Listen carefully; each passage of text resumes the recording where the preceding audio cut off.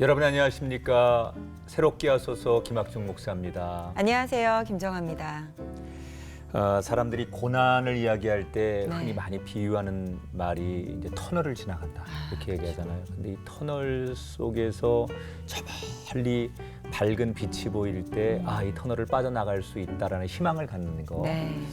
또 하나는 그 긴 터널을 지나갈 때 세상 사람들은 나 혼자 간다고 생각하지만 그리스도인에게는 동행자가 있다는 거. 네. 바로 주님이 우리와 함께 하기 때문에 그리스도인이 통과하는 이 터널의 고난은 어렵지 않다. 그런 맞습니다. 고백을 많은 분들이 하십니다. 네. 동행, 참 듣기만 해도 마음이 따뜻해지는 단어인데요. 오늘 저희와 함께 하실 분도 어둡고 막막한 현실 속에서도 주님과 함께 동행하며 삶의 기쁨을 회복하신 분입니다. 어떤 분이신지 먼저 영상으로 확인하시죠. 상큼발랄한 연기를 선보이며 사람들에게 사랑을 받고 있는 배우 남보라. 이렇게 배우로 인정받기까지 과거 수많은 오디션에서 떨어지는 좌절의 시기를 겪어야만 했습니다. 연기의 한계를 느끼며 어찌할 바를 몰라 간절히 기도하던 그때 드라마에서 비중 있는 배역을 맡게 되며 배우로 첫 발을 내딛게 됐는데요. 기도로 버텨낸 연단의 시간 끝에 다양한 작품에 출연하게 되며 대중에게 사랑받는 배우로 단단히 자리를 지키게 됐습니다. 그리고 하나님은 어느 순간 찾아온 교만을 내려놓고 자신에게만 집중할 수 있도록 길을 인도하셨는데요. 그 과정 중 사랑하는 가족을 잃는 슬픔을 마주하기도 했습니다. 하나님이 외면한 것처럼 정적이 찾아온 삶. 그러나 하나님은 그 순간 유일한 빛으로 다가오시며 그 마음을 만져주셨는데요. 하나님이 주시는 귀한 은혜를 통해 다시 일어날 수 있는 힘을 얻게 됐고 받은 사랑을 흘려보내기 위해 쪽방촌 봉사 그리고 영등포 노숙자 사역에 동참하는 삶을 살아가기 시작했습니다. 새로이 거듭난 이후 물질에 대한 욕심을 내려놓고 하나님의 선하심을 밟으며 따라가는 자녀 배우 남보라를 만나봅니다.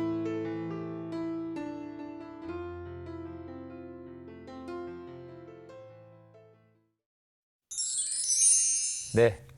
여러분이 너무 반가워하시고 또 많이 사랑해 주시는 배우입니다. 네. 남보라 자매님 나오셨습니다. 안녕하세요. 안녕하세요. 반갑습니다. 반갑습니다. 반갑습니다. 두 분은 어떻게 좀 아시나요? 저는 따로? 처음 뵙는데 저도 이야기만 많이 듣고요. 그랬는데 브라운관에서만 뵙긴 처음 보고. 뵀는데 역시 아름다우십니다. 저희 선배님의 그 남편분 네, 맞아요. 네, 저도 뵀었어요. 네, 저 아하. 남편을 통해서 예배 노래도- 때 노래도 뵙고, 많이 들었고. 네. 당사자끼리 못 만나고 네. 남편을 통해서 통해서만 아니 오늘 저희 새롭게 와서 시청자분들도 정말 반가워하실 것 같아요. 네. 저희 시청자분들께 또 인사 한번 부탁드릴게요. 안녕하세요, 남보라입니다. 이렇게 만나 뵙게 됐는데 사실 여기까지 오기까지 많은 고민도 많이 했고 어떤 얘기를 전해야 될지 어떻게 전해야 할지 많이 걱정이 많이 앞서더라고요. 그래서 어제도 많이 기도하고 왔는데 제가 잘 하나님 전할 수 있었으면 좋겠네요. 네. 네. 잘하고 있네요. 네. 아니 사실 우리 보라자매 같은 경우는 그 2005년도였나요? 벌써 그렇게 가족과 됐구나. 함께 또 예능에 나와서 화제가 됐었잖아요. 네, 맞아요. 그때 네. 어떤 계기로 또 이렇게 촬영을 하시게 된 거예요? 사실 뭐 계기는 따로 있었던 건 아니고 섭외가 들어와서 네. 그 제목 네. 이름이 뭐였죠? 천사들의 합창이라는 네. 이제 예능이었는데 13명의 네. 그죠? 무려 가족들. 13명. 네. 세다가 지쳤다는. 어. 그 전에 저희가 네. 또 다른 뭐 VJ 특공대 뭐 이런 데서 네. 짧게 꼭지로 나갔어요. 네네. 네. 그거를 보시고 너무 특이한 가족이다 해서 섭외가 먼저 요청이 왔죠. 그러니까 그게 벌써 2005년도예요. 그러니까 네. 오래됐네요. 시간 많이 지났네요. 13남매 중에 우리 보라 씨가 제가 둘째예요. 둘째 딸이고 딸로서는 맏딸이고. 그렇죠. 네, 맞아요. 네.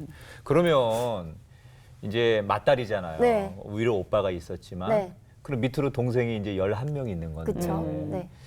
야, 이게 진짜 그렇죠. 11명을 언니고 누나니까 돌봐야 되잖아요. 그쵸. 정말 저는 어릴 때부터 나도 사랑받고 싶은데 동생들 돌보고 뭐 집안일 도와주고 뭐 그러다 보니까 내가 이렇게 일찍 태어난 게 싫지 않았을까. 어.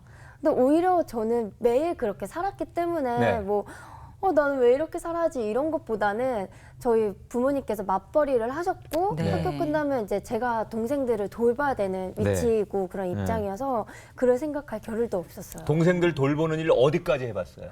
뭐 기저귀 가는 거는 그건 당연히 당연하고. 기본이고. 밥 차려주는 거 기본, 설거지 어. 제가 빨래 빼고 다 해봤던 것 같아요. 어. 집안일은. 아니 저희가 듣기로는 뭐 각종 학부모 모임에다가 뭐 녹색 어머니회, 뭐 아. 학교 모임들 그런 것도 엄마 대신. 엄마가 너무 바쁘면 저한테 요청을 하신 적도 있었어요. 어. 네네. 그래서 뭐 급식 도우미도 해본 적 있고 녹색 어머니도 한번 해봤고 아니 근데 궁금한 게 그러면 이제 그 동생들의 반응이 어떨까가 좀 궁금해요. 대부분 엄마들이 네. 오시는데 너무 예쁜 우리 누나 언니가 온 거잖아요. 네. 반응이 어떤가요?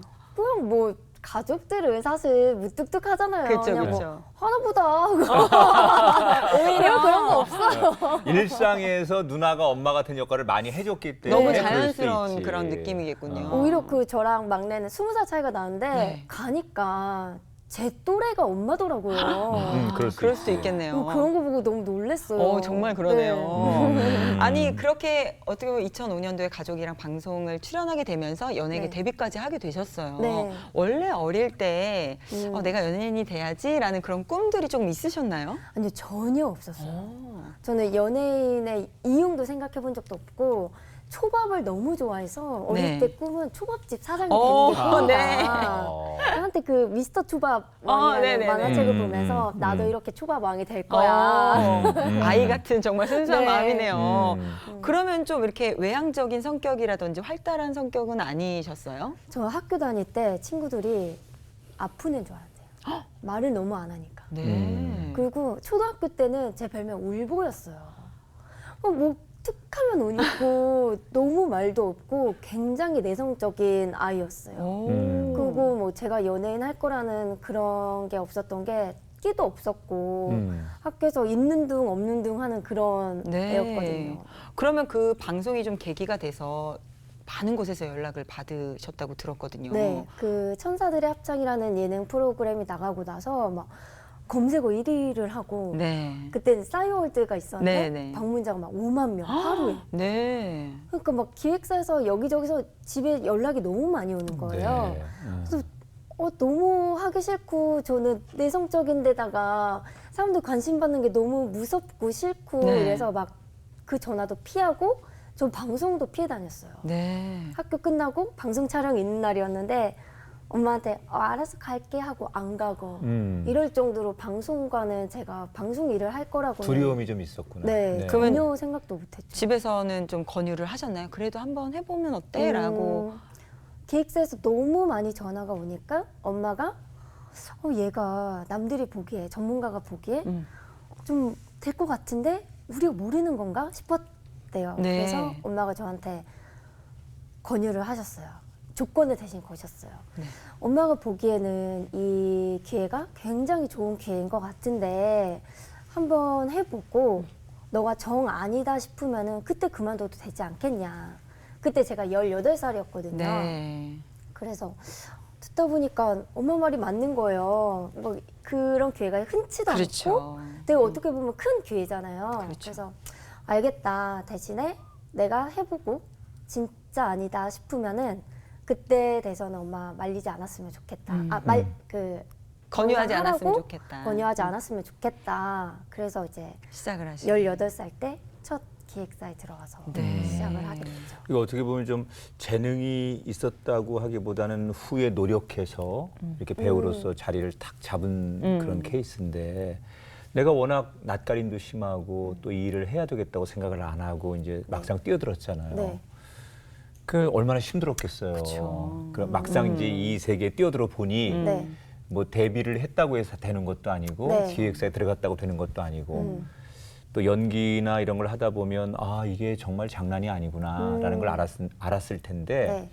하나님이 정말 도와주지 않으면 안 되는 일이구나. 이건 하나님의 섭리 아니면 안 된다. 네. 어떻게 우리의 힘으로는 논리로는 설명이 안 된다. 뭐 이런 것들도 분명히 있었을 것 같은데 어떤 케이스가 있었어요? 일단 끼가 없는 제가 연예계 활동을 하는 것 자체가 하나님의 뜻이라고 저는 생각을 해요. 그리고 이 험난한 연예계 요람같이 둥둥둥 떠내려온 것도 저는 하나님이 그 동행이 있었기 때문에 가능했던 일이라고 저는 생각을 하거든요. 연기를 늦게 했기 때문에 좀 남들보다 연기하는데 어려움이 많았죠. 많이 있었죠.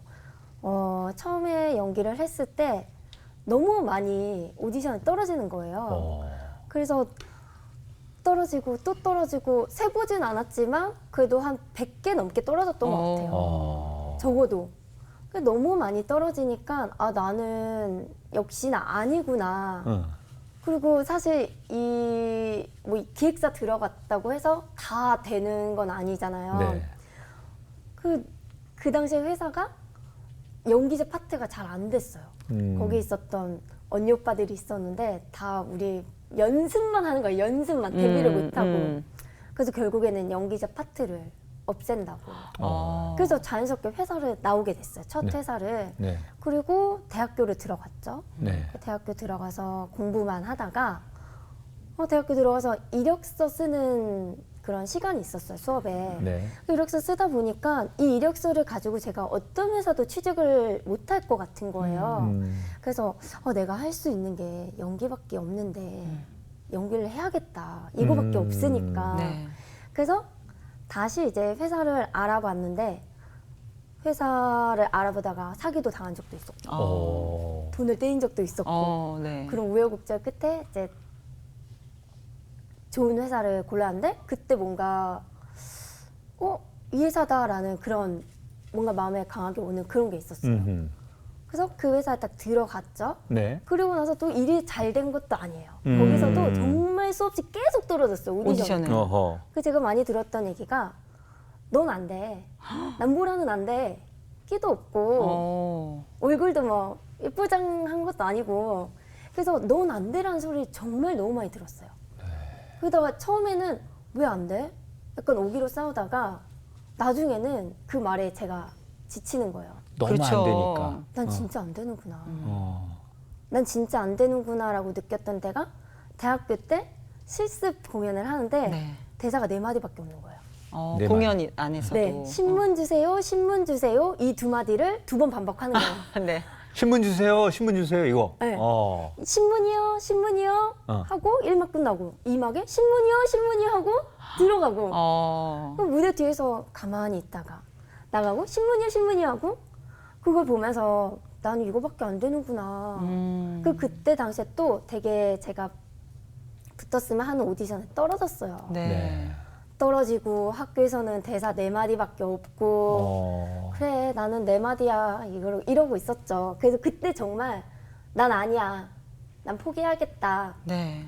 그럴 때 딱 하나님이 아니야. 너야. 넌 돼. 딱 붙여주시더라고요. 드라마 오디션. 네네. 네. 그게 MBC 로드 넘버 원이라는 드라마였는데 네. 한 번 떨어졌어요. 그 오디션에. 오디션에 떨어졌는데 네. 다시 불러주셔서 간 거군요. 다시 그 제작사 대표님이 저를 불러주셨어요. 어. 또 오디션 보시더니 너 내가 큰 역할 주면 잘할 자신 있어? 딱 이렇게 물어보시더라고요. 그래서 그럼요. 저 진짜 열심히 잘할 자신 있어요. 주시면 맡겨주시면 진짜 뭐든 다 할게요. 열심히 할게요 하고 딱 대본을 주셨는데 그 대본을 들고 따라오라고 하시는 거예요. 따라갔어요. 거기에 소지섭 선배님하고 김하늘 선배님하고 윤계상 선배님 3분이 앉아 계시면서 네.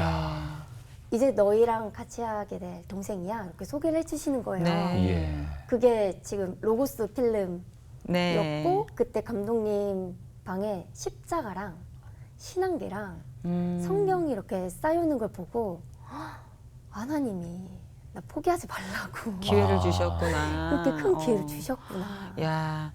그러니까 어릴 때부터 듣기로는 신앙생활을 쭉 해오셨다고 들었어요. 네. 근데 이렇게 비중 있는 역할이 주어지기까지 또 내가 이건 하나님이 하셨구나라고 느끼기까지 참 많은 기도도 하셨을 것 같은데 맞아요. 좀 어떤 기도들을 주로 많이 하셨나요? 저 진짜 주일마다 하나님 저를 왜 한대요? 오디션 떨어질 때마다 아니 하나님 왜 한대요? 너무 속상해요. 막 울면서 정말 많이 기도를 했고 그렇게 같이 울어줬던 게 엄마였던 것 같아요. 네. 그 로드 넘버 원 할 때도 연기를 못하니까 처음이니까 그렇죠. 스태프들이 저만 오면 너무 싫어하는 거예요. 여기저기 막 한숨 소리 막 들리고 막 감독님은 막 너 왜 이거밖에 못해 막 욕하시고 그래서 진짜 너무 힘든데 막 터덕터덕 이제 촬영 끝나고 집에 오면은 엄마가 그 모습 너무 불쌍해. 그렇죠. 안쓰럽죠. 그리고 막 그 다음날 새벽에 깨워서 새벽기도 가자고. 그래서 그래 엄마 너무 힘드니까 새벽기도 가자. 그래서 엄마 손잡고 새벽기도 가서 막 울고 아니 연기 잘하게 해주세요. 진짜 너무 힘들어요. 연기 잘하게 해주세요. 막 이러고. 그렇게 기도로 같이 기도와 함께했던 촬영이었죠. 그 첫 촬영에서 정말 혹독한 훈련을 받았는데. 그러게요. 완전 네, 네, 정말. 그런데 그렇게 워낙 첫 데뷔 작품에서 고된 훈련을 받았기 때문에 그 다음에 웬만한 일들은 좀 이렇게 그렇죠. 내성이 생겨서 단단해질 수 있는 뭐 기회가 된 웬만큼 거죠. 혼나거나 뭐 그런 어려운 일 때문에 좌절하지 않았을 것 같은데 오히려요. 맞아요. 그 첫 번째 혹독한 경험이 그 제가 10년 동안 연예계 생활을 할 수 있었던 힘이 됐던 것 같아요. 네. 그러게요. 그 이후 써니, 돈크라이 마미, 또 드라마 네. 해를 품은 달 네. 등의 굉장히 많은 작품에 출연했고 또 그 출연한 작품마다 화제가 또 됐었어요. 네. 아니 좀 이렇게 잘 되다 보면 또 처음에는 하나님 어떻게 저는 왜 안 되나요? 좀 되게 해주세요 기도했지만 네. 잘 되고 나면 또 이렇게 좀 교만해지는 마음이 가슴속에서 좀 싹 타 오를 때가 있죠, 있잖아요. 언제 좀 그러한 마음들이 내가 약간 교만해졌네라고 느꼈던 적이 언제 있으셨나요? 그 항상 그 연기자 선배님들 그런 말씀을 많이 해주시더라고요.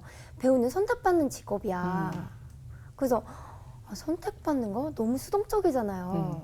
그래서 선택받는 거. 그래서 항상 하나님께 기도했던 것 같아요. 주일마다 감사 헌금 그 종이에 하나님, 제가 선택받는 사람이래요. 좋은 작품에 선택받을 수 있게 해주시고 좋은 사람들을 만나게 해주세요. 항상 그렇게 감사 기도하면서 감사 헌금을 냈던 애였는데 어느 날 가만히 있어도 막 대본이 와요. 기도 안 해도 감사한 거 기도 안 안 해도 해도 대본이 와요. 어. 항상 작품을 위해서 항상 기도했는데 가만히 있어도 막 대본에 아예 제 이름을 박아서 주더라고요. 제가 하겠다는 말도 안 했는데 그때 진짜 교만이 싹 떴던 것 같아요. 뭐야? 나 가만히 있었는데 왜? 나 진짜 아무것도 안 했는데 왜 이렇게 나를 찾지? 그때 진짜 마음의 교만이 크진 않았는데 마음속에서 하나님한테 감사합니다 이게 아니라 하나님 열심히 하니까 제가 그동안 열심히 했으니까 그런 거 아니에요? 제가 한 거 아니에요 이거? 이런 기도를 하고 있더라고요.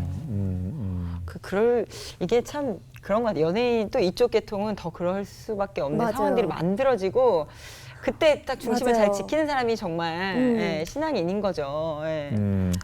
그 정말 그렇게 고생을 해서 데뷔해서 이제는 어느 정도 높은 자리에 또 인기의 자리에 이제 부도 생기고 네. 그래서 뭐 동생들도 용돈도 주고 네. 그럴 수 있는 위치가 됐잖아요. 엄마 아빠에게 도움이 되고 난 이제 됐다 고생 끝났다 이렇게 내 스스로 네. 만족해하는 그 순간 네. 세상적으로는 부유해졌지만 지금 말한 대로 하나님을 찾지 않으면 내 영적인 것은 가난해지는 거거든요. 맞아요. 근데 하나님은 영이시기 때문에 네. 영적으로 부유하길 원하지 그렇죠. 세상적인 맞아요. 부유함만 원하지 않기 때문에 그러면 세상 것을 좀 내려놓게 하고 영적으로 부유해질 수 있도록 그를 또 터치하시는 게 하나님이시잖아요. 아주 많이 터치하신 것 같아요. 아주 많이. 그 순간에 정말. 네, 어떻게 하나님이 다가오셨어요? 저는 어릴 때부터 교회를 다녔던 애였잖아요. 네. 그러니까 항상 내가 느끼진 못했지만 내 안에 항상 하나님은 계셨단 말이에요. 근데 어느 순간 내가 하나님 손을 놓아버리는 그 순간 하나님은 진짜 떠나가시더라고요. 그러면서 내가 튼튼한 줄 알았는데 아니더라고요. 하나님이 있었기 때문에 내가 튼튼했던 거더라고요. 그 힘든 순간에도 내가 잘 견딜 수 있었던 거는 내가 항상 하나님하고 기도하고 내 안에 항상 하나님이 그 힘든 시간을 견딜 수 있게끔 힘을 주셨기 때문에 그 수많은 오디션을 떨어져도 내가 잘 견딜 수 있었던 건데 제가 한 거 아니에요? 라고 말하는 그 순간부터 하나님이 너가 했어? 어디 한번 너가 해봐 라고 보여주신 것 같아요. 네. 그 다음부터 작품을 할 때 일단 연기가 안 돼요. 이런 연기는 좀 쉽게 했었던 것 같은데 너무 못하는 거예요. 너무 안 되고 그리고 그 대사도 잘 안 외워지고 그리고 제가 그렇게 게으른 애가 아닌데 대본도 게을리 보게 되고 음흠. 그러니까 영이 죽은 거죠 이거는 완전. 근데 그거를 진짜 깨닫기까지 꽤 오랜 시간이 걸렸어요. 영이 죽은 건데 계속 겉모습만 보면서 하나님 왜 이러세요? 왜 제 거 다 가져가세요? 또 제 건 거예요. 하나님이 주신 건데. 음흠. 그렇게 주일마다 하나님 앞에 막 찡찡거리면서 아니 원상 복귀 해놓으세요. 이거 아니잖아요. 저한테 왜 그러세요? 원망만 했었던 것 같아요. 근데 정말 무서운 건 하나님의 침묵. 말씀 안 하시고. 아무것도 들리지 않는 하나님의 음성. 나 혼자만 하나님께 막 삿대질하고 있는 그 순간 하나님이 얼마나 슬프셨을까 이런 생각이 들더라고요. 그럼 그렇게 여전히 하나님과의 거리가 좁혀지지 않은 상태로 있었어요. 그러면 언제 하나님 품으로 다시 돌아가게 되신 거예요? 어떤 계기가 있으셨던 거예요? 그때 정신 많이 못 차렸죠. 다 나 잘난 줄 알고. 그래도 하나님과 함께하는 사람은 넘어져도 하나님 위에 떨어지긴 하더라고요. 그래도 영은 죽어도 하나님이 그래도 심폐소생술은 계속 하셨던 것 같아요. 그 산소호흡기는 계속 꽂아주시고 제가 돌아오기를 기다리셨던 것 같아요. 그러다가 그래도 안 돌아오니까 하나님이 얼마나 답답하셨으면은 집안에 아주 큰 일을 만들어 주셨죠. 네. 사실 영이 죽었을 때는 내가 다 남들이 보기에 다 가져도 마음속엔 항상 공허하고 그때 정말 죽고 싶다라는 생각도 들었어요. 근데 남들이 보기에는 정말 너무 좋은 상황이거든요. 다 가졌고 부유하고 근데 뒤돌아서면 집에 있으면 우울하고 나는 행복한 사람인데 괜히 죽고 싶고 이런 생각이 들더라고요. 안 그랬던 애인데. 네. 그러다가 그래서 그때 시기에 막 방황을 많이 했죠. 술로도 채워보기도 하고 너무 답답한 마음에 막 점도 보러 다니기도 하고 근데 항상 주일은 지키고 이상한 신앙생활을 한 거죠. 그러다가 이제 제 동생이 먼저 떠나가고 그때 진짜 죽을 것 같은 거예요. 여기서 한 발짝만 더 내딛으면 나도 없겠구나. 너무 무섭더라고요. 그래서 다시 새벽기도 나갔어요. 새벽기도 나가서 첫 마디가 살려주세요 였던 것 같아요. 무릎 꿇고 하나님 앞에 하나님 살려주세요. 진짜 저 죽을 것 같으니까 한 번만 살려주시면 안 돼요? 근데 이게 죽을 것 같다라는 말이 영적으로 죽을 것 같다는 거예요. 사람이 이렇게 살잖아요. 전 지금 살아있잖아요. 근데 영이 죽으면 그 쉽게 죽음 문턱에 앞에 가더라고요. 그래서 저는 그 영을 살려달라는 기도를 했던 거죠. 하나님 살려주세요. 진짜 이건 아닌 것 같아요. 그때 많은 경험을 했는데 귀에서 계속 환청이 들리는 거예요. 죽어라, 죽어라 이렇게. 교회에서 기도를 하고 있는데. 아니요.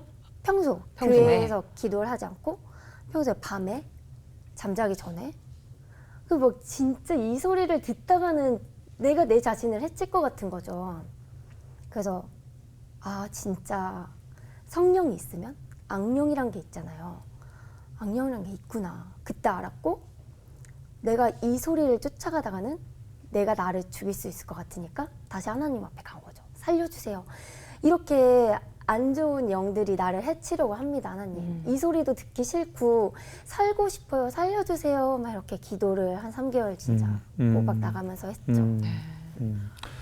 조금 전에 참 그 힘든 얘기 해줬는데 동생이 먼저 하나님 나라를 갔어요. 바로 밑에 동생이었어요. 아니요. 5번. 5번째 동생.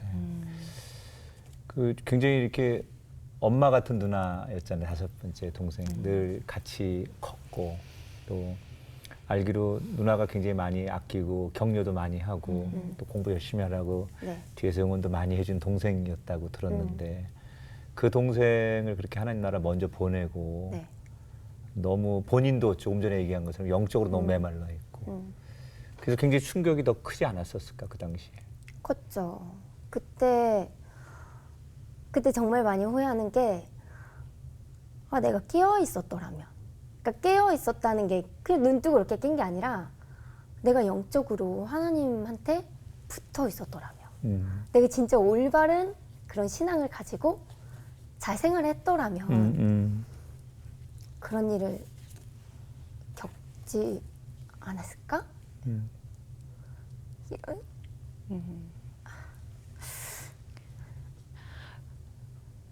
누나로서 좀 뭐랄까요, 책임감이랄까요, 그 뭔가 그러한 왠지 나 때문에 그런 것 같다라는 그런 죄책감이 있으신 것 같아요. 어떠한 이유로 그런 마음들을 좀 가지게 되시는 거예요? 그때 후회를 많이 했죠. 만약에 내가 하나님께 잘 붙어 있었더라면 동생한테도 조금 더 이쁜 말, 동생 그 힘든 시간을 같이 잘 이렇게 보듬어 주면서 지내지 않았을까? 그래서 후회를 진짜 많이 했어요. 동생은 그 당시 공부를 하고 있었나요? 네, 그 대학을 가기 위한 공부? 네, 네. 입시 재수를 하고 있었거든요. 그래서 그때 그럼 동생이 좀 힘들어하고 있었던 거예요? 개인적으로? 누구에게 의지할 곳이 없었고 좀 힘든 상황이었는데 내가 보듬어주지 못했던 그런 안타까운 마음들이 좀 있으셨던 거네요. 그렇게 보내놓고 되게 많이 정말 힘드셨을 텐데 어떠한 마음들이 좀 가장 많이 드셨어요? 어떠한 생각들? 제일 먼저 하나님한테 묻고 싶었던 건 왜 우리 집입니까? 왜 제 동생이었죠? 왜 저예요? 이거였는데 그때 하나님이 너무 수없이 내가 널 사랑한다. 내가 널 사랑한다. 근처에 가도 저는 그 이유를 알고 싶었거든요. 왜 내 동생이었고 왜 내가 이런 일을 겪어야 되는지 너무 알고 싶었거든요. 근데 답변이 내가 널 사랑한다. 사랑한다. 그래서 말도 안 되는 소리 하지 마시라고 하나님. 나를 사랑하시면은 이런 일을 저한테 주실 리가 없다. 말이 안 된다. 하나님 말도 안 되는 소리 하지 마시고 진짜 답을 주시라고. 계속 그런 말씀을 주시는 거예요. 그래서 이제 성경책을 읽으면서 안 돼요 하나님 말씀으로 주세요. 말씀으로 주세요. 그런데 요한복음 3장 16절 말씀을 주시더라고요. 그래서 그걸 묵상하면서 근데 그 뜻을 이해를 잘 못하겠는 거예요. 아니 그러면 내 동생이 뭐 예수님이라는 건 뭐야? 뭐지? 그래서 그 말씀 하나만 붙잡고 되게 오랫동안 많이 묵상을 했어요. 근데 결론을 내렸는데 결론은 처음 하나님 고백이 맞더라고요. 내가 널 사랑한다. 나를 얼마나 사랑하셨으면 그런 일을 통해서 나를 찾으셨을까? 나를 다시 부르셨을까? 그때도 그날도 울면서 아니 왜 그랬어요? 막 이렇게 따지고 있었는데 하나님이 저한테 말씀하시더라고요. 그 새벽기도 가면 사람들이 많이 웅성웅성 크게 기도하시잖아요. 네. 근데 그 소리가 딱 끊기면서 빛이 저한테 쨍 비추는 그런 느낌에 회색깔 구름이 싹 거치면서 내가 너를 찾았고 내가 너를 보았다라고 말씀하시더라고요. 그리고 나서 제가 확 변했냐? 절대 아니에요. 그런 은혜를 경험을, 경험했는데 하고, 그러면 정말 삶에 많은 변화가 있었을 거라고 우리는 당연히 기대하는데 네. 실제는 그렇지 못했어요. 사람은 정말 나약한 존재라는 걸 저는 제 삶을 경험하면서 너무 수없이 느끼는 게 하나님이 또 그렇게 심폐소생술을 하셔가지고 또 살려주셨어요. 그러면 애가 살아나면 또 그 반복을 저질러요.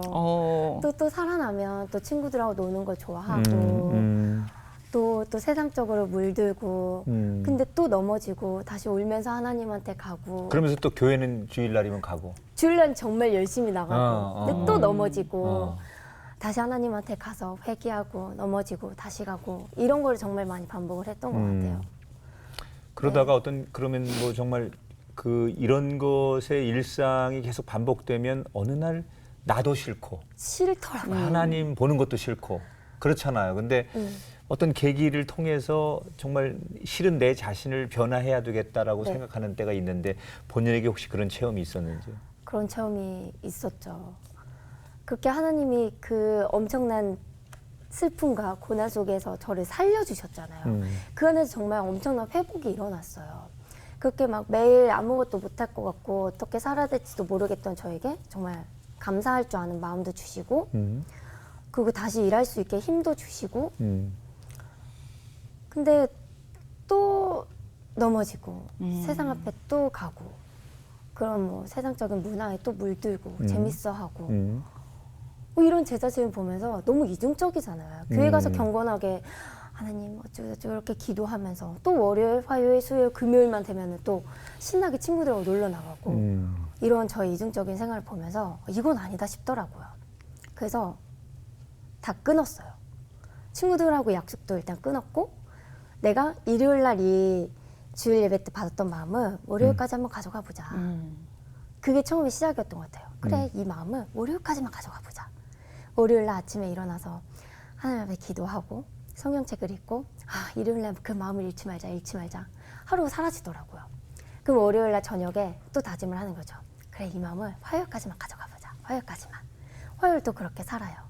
수요일에 그렇게 살고 목요일, 금요일 이렇게 반복하면서 그 말씀을 좀 이렇게 큐티하고 그때부터 그러신 거예요? 맞아요. 음. 제가 좋아하는 목사님이 계시는데 이문미 목사님이 저희 교회에서 큐티?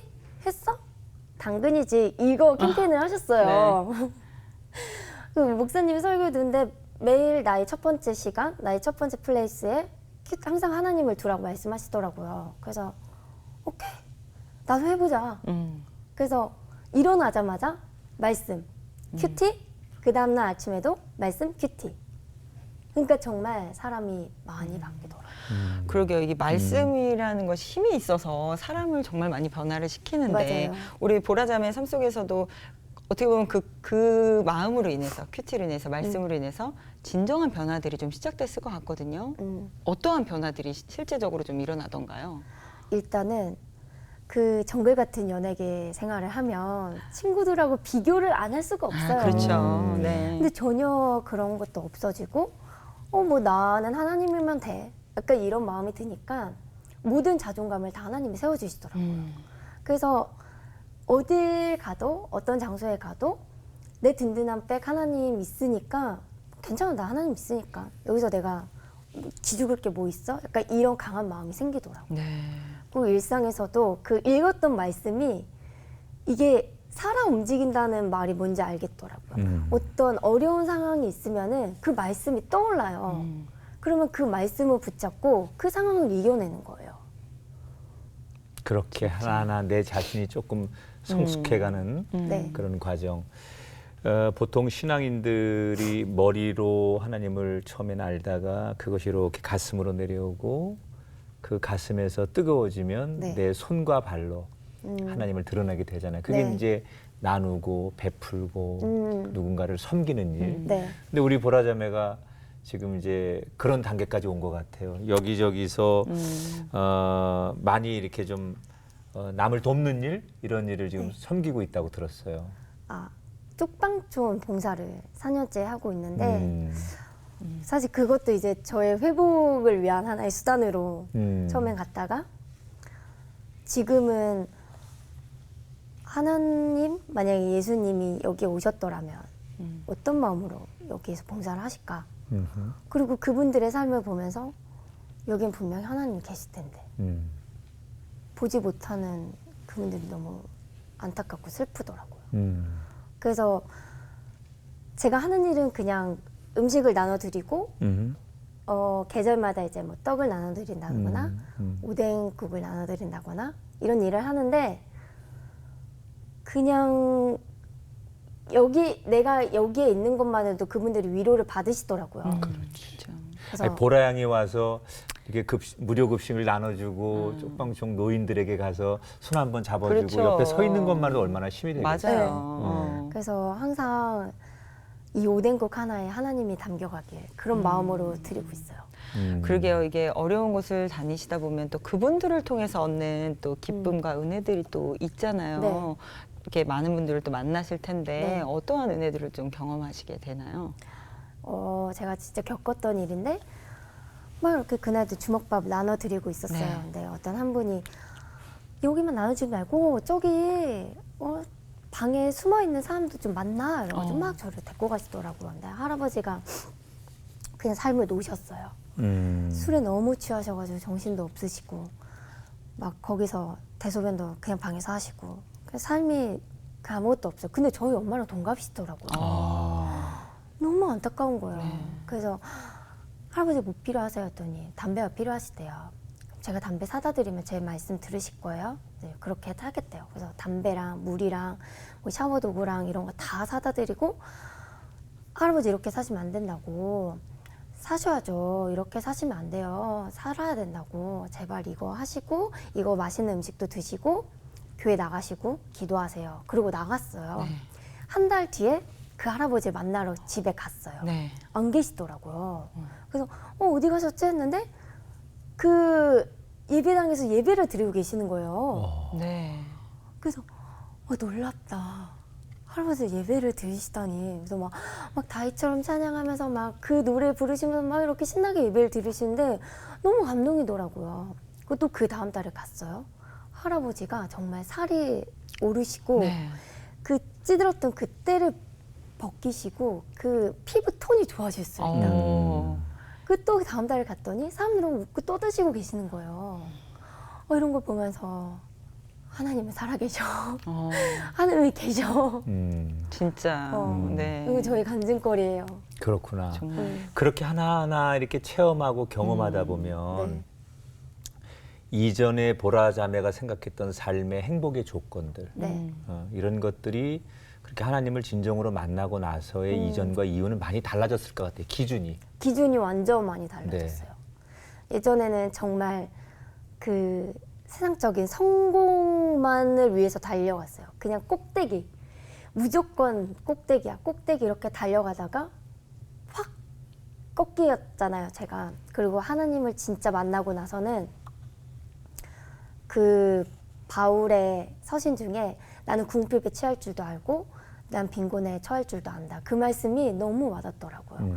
그 말씀이 뜻하는 게 이 모든 물질적인 그런 거 말고 오직 하나님 한 분이면 돼라는 그 말씀인 것 같아서 그 말씀이 너무 와닿았어요.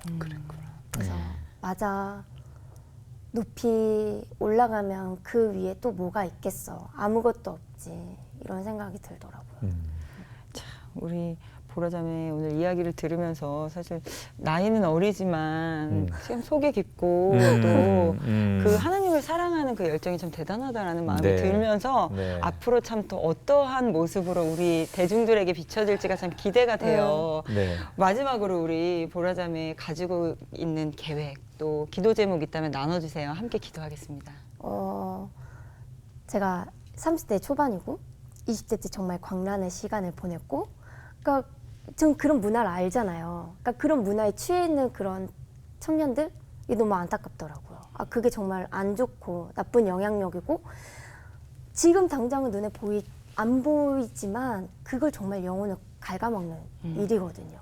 근데 지금 당장은 몰라요. 근데 거기에 취해 있으면 어떻게 될지 모르는 게 그런 문화더라고요. 그래서 그런 청년들한테 저의 경험을 빗대서 많이 간증을 하러 다니고 내 말을 통해서 정말 한 사람이라도 하나님 곁에 돌아오면 좋겠다 이런 생각도 있고 그리고 정말 험난한 연예계 힘들어 하시는 분들이 정말 많은데 에스겔에 이런 말이 있어요. 높은 언덕에 나뭇가지를 낮은 언덕에 나뭇가지를 꼭 꺾어서 높은 언덕에 세우시는 게 하나님이시고 우리는 하나님 앞에 낮아져야 된다 이런 말이 있더라고요. 근데 그게 너무 우리 연예인들한테 너무 맞는 말인 것 같아요. 아무리 내가 비록 빛을 못 보고 있어도 언젠가는 꺾어서 높여주시는 것도 하나님이시고 그 높은 자리에 가서 우리들이 취해야 될 자세는 하나님께 낮아지는 거 이게 정말 진리인 것 같아요. 그래서 정말 이 하나님의 말씀과 진리를 알면 그 어떤 것에서도 자유할 수 있다는 거를 많은 사람들이 알았으면 좋겠더라고요. 사실 저도 이제 활동을 하면서 가장 많이 느끼는 것이 연예계도 하나의 선교지다라는 마음이 사실 저의 마음에도 있거든요. 근데 이렇게 올바른 신앙을 가지고 또 노력하는 하나님 앞에 또 예배하는 모습으로 서 있는 이런 연기자들, 동료들을 봤을 때 네. 너무 귀하다. 또 우리가 그들을 위해서 더 많이 기도해야 되겠다. 또 시청하고 계신 분들, 내가 좋아하는 연예인이 있다면 저는 그렇게 얘기하거든요. 그분을 위해 기도해 주세요라고 이야기하거든요. 그게 가장 큰 선물인데 이러한 동료를 만나게 되는 게 오늘 저에게도 참 큰 기쁨이고 많은 분들에게도 희망이 될 것 같다는 생각이 듭니다. 네. 소돔성에 악인이 많아서 멸망한 게 아니라 의인 10명이 없어서 네. 멸망했다는 역설적인 것도 가슴에 담아야 될 것 맞아요. 같아요. 많은 분들이 이 인생의 어려움을 겪다 보면 왜 나만 이런 일을 겪어야 되지? 네. 뭐 이렇게 하나님을 원망하게 되고 낙심하게 되는데 그것이 곧 하나님이 나를 사랑하는 방법이라는 것도 역설적으로 받아들이면 좋겠다. 오늘 우리 보라 자매의 간증을 들으면서 인생의 한파를 만나신 그런 성도님들 또 가정들이 계시다면 저 얼굴에 나오는 미소와 또 눈물의 고백을 보고 또 들으시면서 봄 햇살처럼 여러분의 인생도 환해졌으면 좋겠다라는 생각합니다. 보라 자매님 원래 팬인데 더 열심히 팬할게요. 네. 저희가 기도하고 응원할게요. 오늘 나와주셔서 고맙습니다. 고맙습니다. 감사합니다.